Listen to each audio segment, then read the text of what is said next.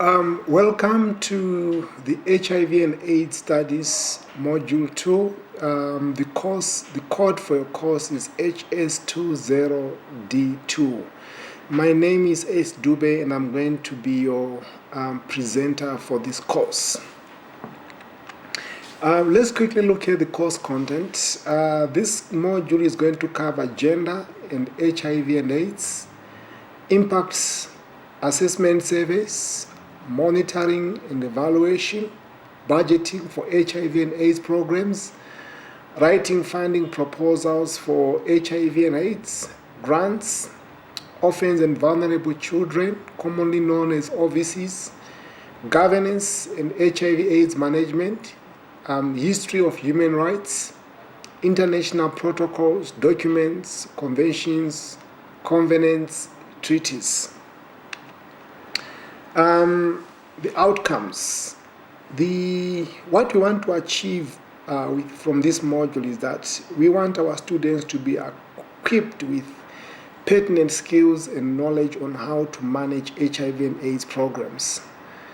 And we want to see our students being able to have competencies that are helpful in designing, implementing, coordinating, and evaluating HIV/AIDS programs. And also, we want to see our students having the requisite knowledge and skills in monitoring and evaluating approaches which are useful in tracking the progress of HIV and AIDS interventions. Because you must remember that whatever we do in the HIV/AIDS management, we have to monitor and evaluate. This is where, through this, we'll be able to tell what are we succeeding at, what are we failing at, and what can we do in order for us to move to the next stage. So monitoring and evaluation is very important. And it's very interesting to note that besides being able to do monitoring and evaluation as a part and parcel of this module, a lot of careers have developed out of monitoring and evaluation officers for those who have got a very good eye for numbers. The overview. This is basically the broader aspect of this module. What this module does or provides is essential information which can assist students intending to become planners, program developers, program coordinators with knowledge and skills on how to effectively design, plan, implement, monitor, and evaluate HIV and AIDS programs. It gives comprehensive understanding to students of the knowledge and proficiency needed to operate effective and sustainable programs. And lately we are talking a lot about sustainability in this world. If you look at 2015, the world leaders came up with what we call the 17 Sustainable Development Goals. And if you look at goal number 1 and 2, it talks a lot to poverty alleviation and the ending of hunger, which is why perhaps in Namibia we now have the Ministry of Poverty Alleviation. The module is also set up in units or sections that are easy to understand, to study, and give practical guidelines which apply in the day-to-day caregiving duties. Still on the introductory overview, we must remember that HIV continues to really wreak havoc all over the world.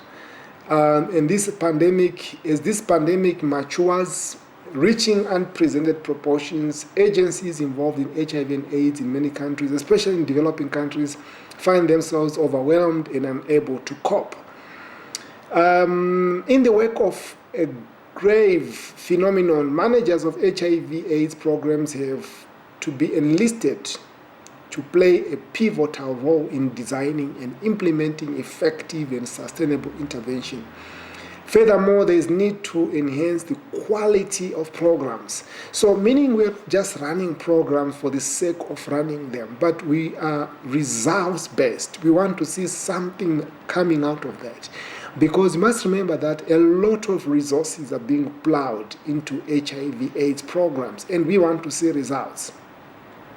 More than ever before, attention needs to be focused on taking effective interventions to reach the unreached and to ensure sustained effectiveness and impact. In this endeavor, it is crucial that program managers, planners, and coordinators are equipped with skills and competencies to operate effective and sustainable programs.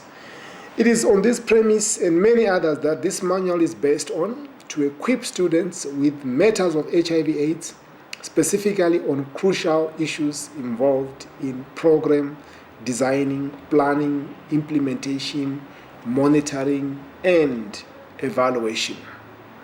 So what I would suggest is the moment you get hold of your tutorials, the moment you get hold of your manuals, the most important part is to read your work, read and get a very deep understanding.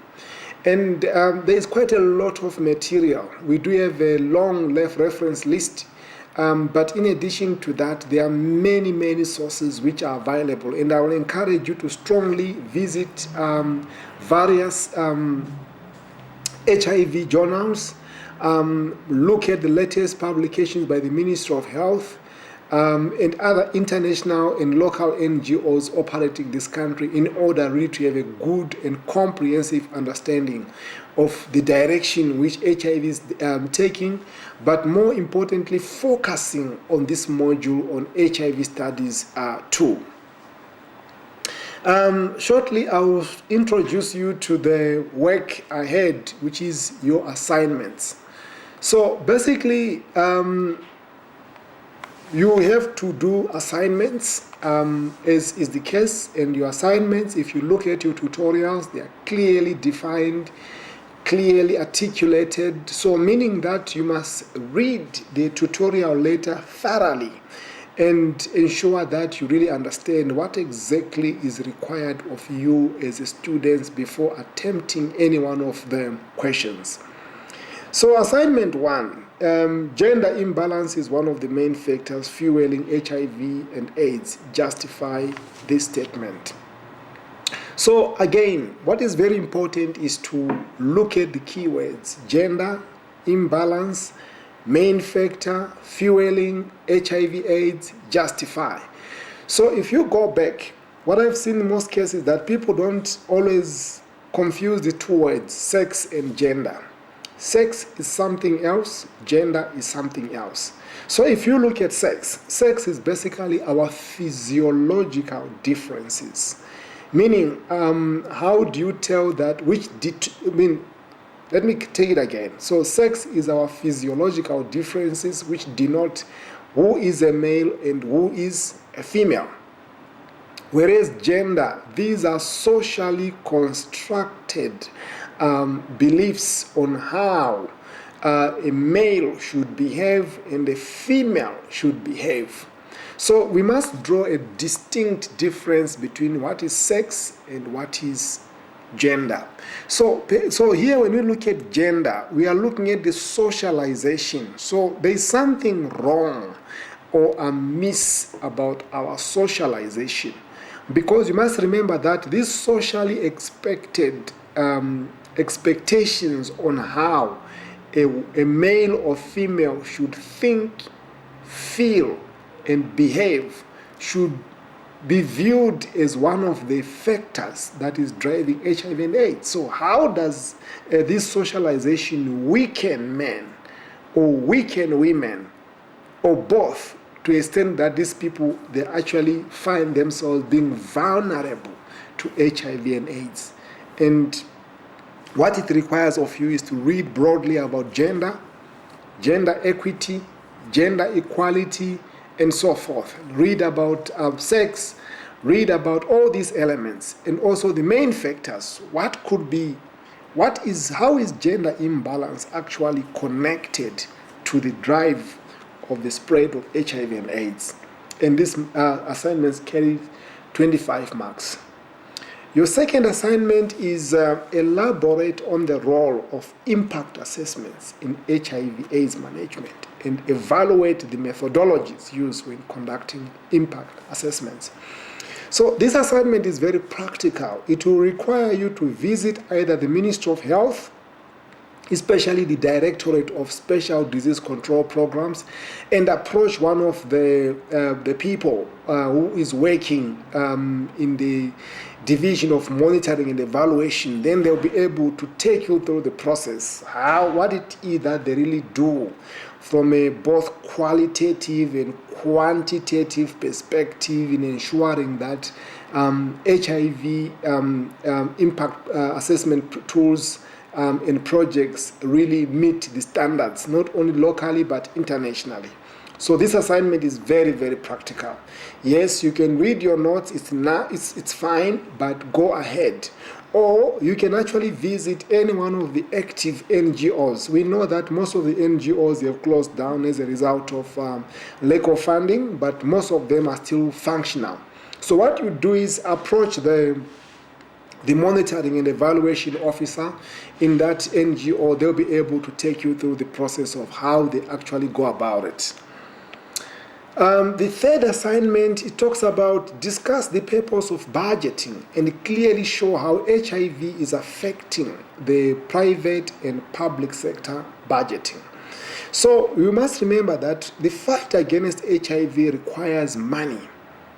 Money or finance is one of the key resources that we need. And therefore, you need to be acquainted with yourself. You need to acquaint yourself with how this budgeting process takes place.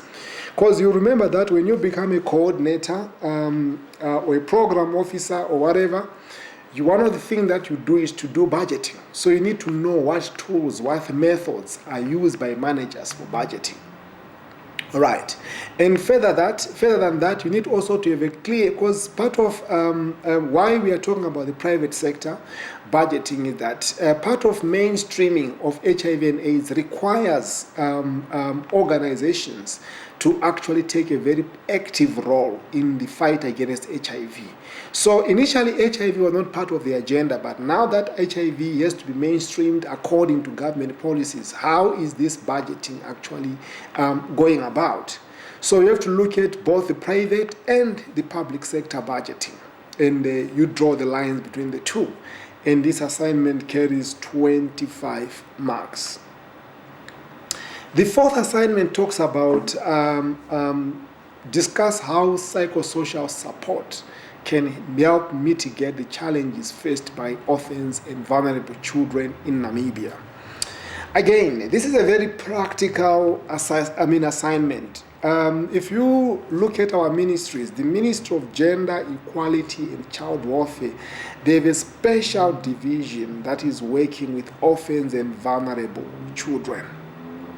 And if you go to the Namibia College of Open Learning, which is NAMCO, they are offering a special course on psychosocial support. There is also a regional body called REPSI, Regional Psychosocial Support Initiative. They are doing a lot of work on REPSI. And actually, I would strongly encourage you that if you finish your degree, try to enroll for a certificate offered by NAMCO. It will give you a lot of insight on psychosocial support, and it will open several other avenues ahead in your life.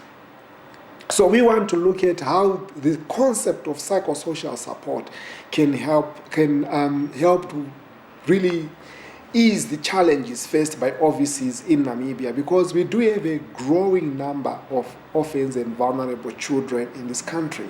So there's also a policy document on orphans and vulnerable children in Namibia, and I want to encourage you to lay your hands or to get hold of that copy and read it very, very thoroughly in order for you to have a good understanding about this assignment. And in conclusion, students are strongly encouraged to consult their modules and other prescribed reading materials. My contact details are readily available in all your tutorials. Feel free to contact me. And I would like to say happy journey ahead. This must be a really, really exciting journey in discovering more about the aspects of HIV and AIDS in this country, Africa, and the global world at large. Thank you.